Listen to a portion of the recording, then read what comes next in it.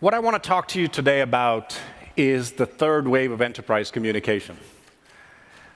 I think arguably we live in the greatest time for enterprise communication. I think Alan talked about the fact how we are transitioning from essentially on-premise to cloud. Amazing group of companies are all jumping in because they're realizing communications is so critical. It is shifting essentially from being a utility to a critical functionality that will determine the success and failure of enterprises. That's all great. But I do want to put it in perspective.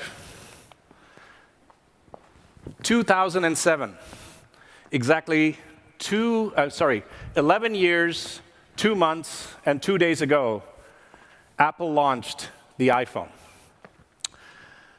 I, like a lot of you, probably thought it was a toy. There was this iPod thing to look at music or listen to music. Great. There was a phone. I had a phone. Everybody had a phone. Great. There was this internet communicator. There were a lot of companies that kind of had that as well. And his genius was he put it all together. And bluntly, this device has become core to the way we live, work, and play today. It is the primary way that we engage with the outside world, whether it's family, friends, coworkers, partners, vendors. It is the system of record which we use to access all our relevant information, whether it's financial or anything else. And it also is our quote-unquote pseudo decision-making capability where we can tie all of this information together and make decisions. I'll give you a simple perspective. It hit me yesterday. By the way, it seems like people in California, and I'm from California, I don't think we know how to tell time.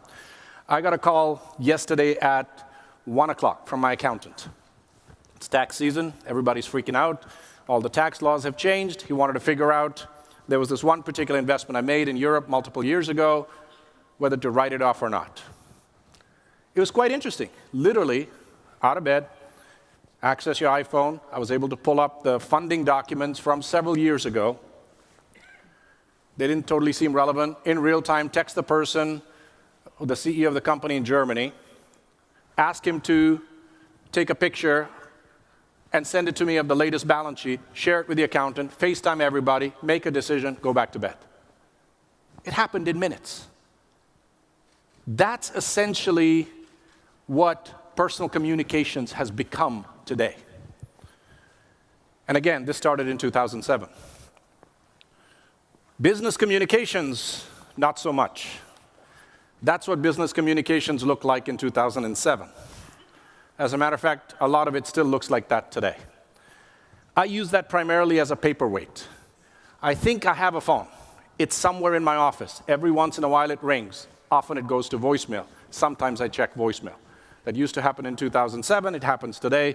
I check it more frequently now because there were a few voicemails that I should have checked, particularly related to a Valentine's Day dinner that I still regret. But the issue is, that's what this is, single channel. Video conferencing at that time was not much better. You had to have a device, somebody else had to have a device, you had to make sure that the two devices worked together, and after 20 hours of some poor IT guy really futzing with it, you could see the other person. Then you stopped using it. Became very expensive paperweights. Customer support, same thing on premise. Worked. You could reach the person more often than not. The 3 most fearsome words in the English language, I don't know, is what you would hear from the call center agent. It was there, worked, good stuff. Companies did a great job of basically creating a capability and satisfying a need, but it was a utility. Very excitingly, then you had that second wave of enterprise communication, which started mid-2000s. Whole series of companies came into existence which took these point solutions and took them into the cloud. Exciting stuff. Suddenly, your mobile device, your desk phone, and your soft phone were all tied together. Great. You had contact center. You could basically have that in the cloud. You had video conferencing. You could do that from your laptop. You had collaboration tools. All great. Proliferation of new technology, clearly a significant improvement in terms of productivity over the legacy PBX systems, clearly lower cost of ownership, and easy to deploy. Golden age. Minor problem. And this happened to me in my last company. Everybody started, okay, you have this particular office. They went with this particular phone system. They went with HipChat for engineering. They went with Slack in marketing. They went with Chatter for sales. None of these things tied together. Different systems of records from different companies, different video conferencing solutions. Some using one from one vendor, some using other from another vendor. A lot of proliferation, no tie-in. And so in essence, what happened is what normally happens when you start to disrupt a market. The same technology gets moved into the cloud, which is truly disruptive, but exactly pin-for-pin compatible with what previously existed. This, unfortunately, this hit me hard because I used to run a multi-billion-dollar company years ago, and I had a call from a customer. And unbeknownst to me, this customer had talked to several of my employees, and it had to do with a particular feature that he needed, and I had been promising. And by the time he got to me, he had heard different versions of the story from different folks, and I had no knowledge of that, so I gave him what I thought was a version that I thought was accurate. Turned out it wasn't accurate. 15 minutes of blistering conversation later, I had a whole lot less hair and a newfound belief that you need to tie all of these technologies together, or you would end up doing the same old, just doing it a little bit cheaper, a little bit faster, a little bit better. Which is why 8x8 and what we're doing is so exciting. The reason I came here is because it is my belief that in essence what you have to do is tie all of these technologies together. That you have to basically kill the silos between a contact center and your overall company. That you have to have conferencing solutions that basically tie into your telephony solutions, that tie into your contact center solution, that tie into your analytics. So that in essence you have one system of engagement. Voice, video, text, by which you talk to your customers, your partners, your employees. One system of record that you can access from all the relevant ERP systems, and this accessible to all the people necessary in order to do their job. This becomes more and more fundamental in the way we do business. I think this hit me the other day with regard to, I think all of us, most of us, have had quarterly targets. I think most of us run public companies, and it's amazing how it is the so-called tyranny of the quarter. There was a customer that had called us, I think in our December quarter, and we got the call. The amazing thing with a system like this is the customer escalated to me. Sales had already committed that this was going to be a closed deal, no issues.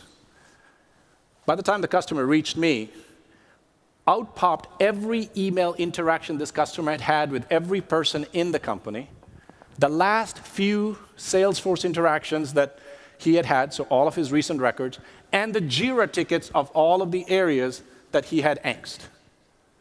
I suddenly looked really smart. I was able to answer his question. We were actually able to close the sale. And I was able to keep my job, which is kind of nice to have. But the idea is, think about this.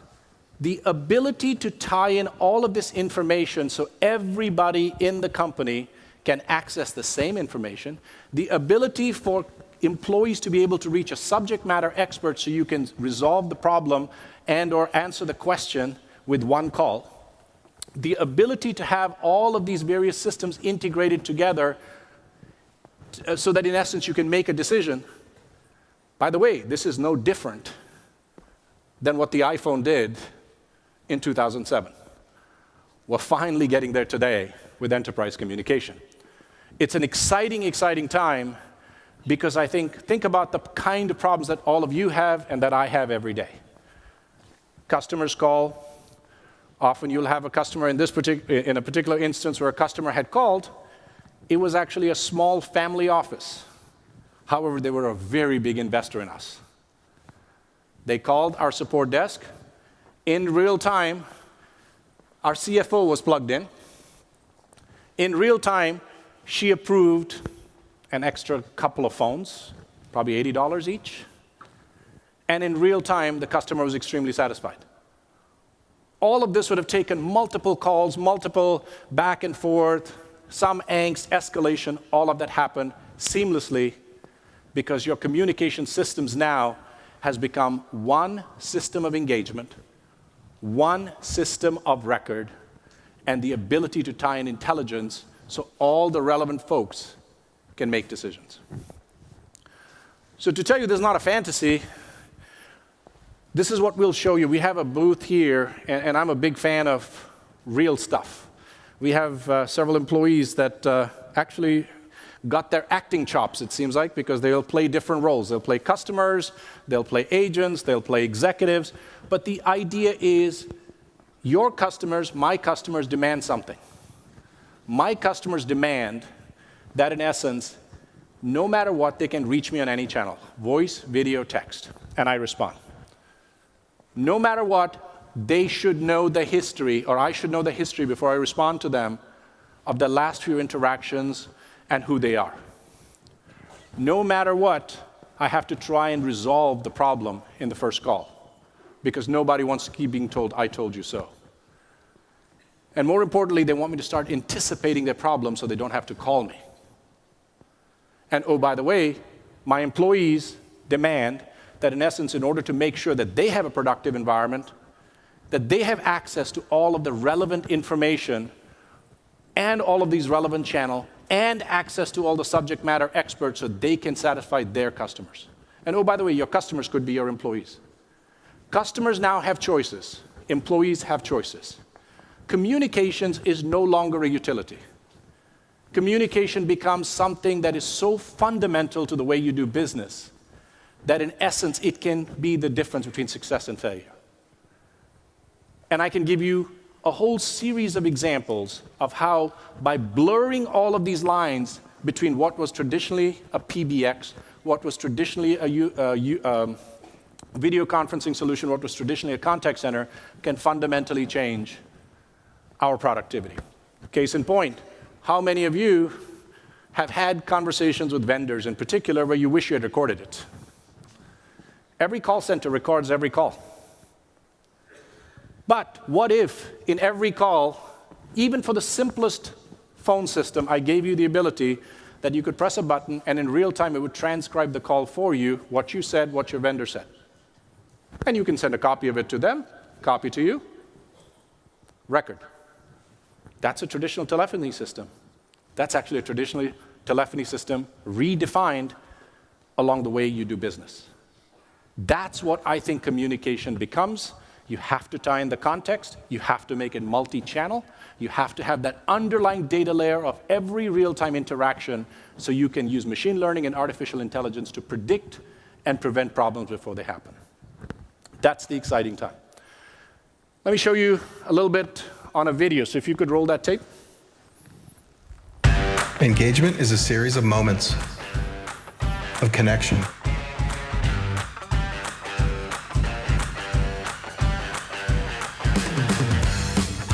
Of context.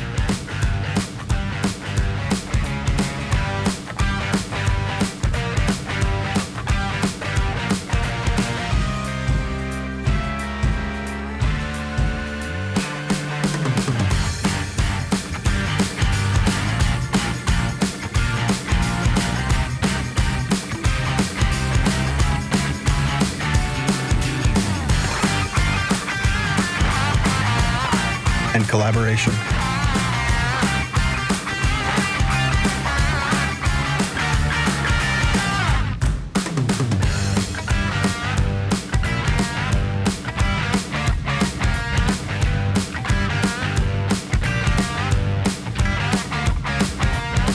Moments of insight.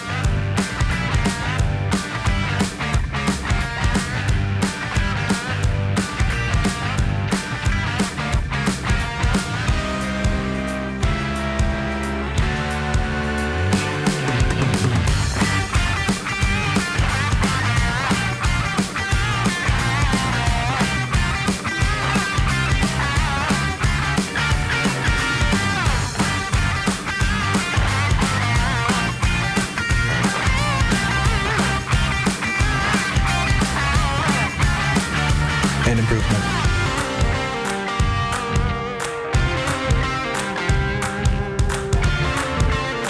These moments define the experience, and the experience is everything.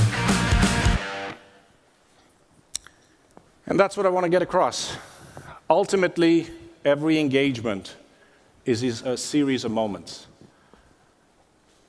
You want your communication system to ensure that those moments matter. And that's what we hope we can do with RX. Thank you very much. Okay, thanks, Vik. We've got a couple minutes for questions. I want to ask you a variation of the question I asked Alan, which is, the bane of everybody's existence going back through the PBX years is an M&A, or is something where you've got your system and it's working and it's integrated, and it's at least as much integrated as you're going to get it, but then your company buys somebody else and you've got a whole other philosophy, maybe certainly a whole other set of vendors. What does a company do in the kind of future world you describe when those things continue to happen? Great question, Ari. So think about it this way. By the way, I finally found a reason for our name 8x8. There are 8 versions of X. And the idea is you can go from simple telephony to a full-blown, fully integrated customer experience. And the idea is, depending on the maturity level of the customer's needs, some are looking just to modernize their systems. Others are looking to optimize their process. Another set are looking to totally transform their businesses. You can pick and choose amongst all of these and move up or down depending as your needs change.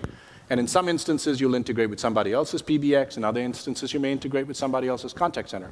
But to me, it's all about making sure that the customer gets value from a system like this and a migration path to full transformation. So the job is still the same. It's integration and it's working through it. It's just potentially the options and the ability, the functionality is what you can do in the cloud. Exactly. Okay. So I mean, you talked a lot about experience. How does the audience think about the ROI of improving experience? So the framework I use is you can break companies down and their needs down to 3 different things. At a macro level, they may be just looking to modernize their infrastructure.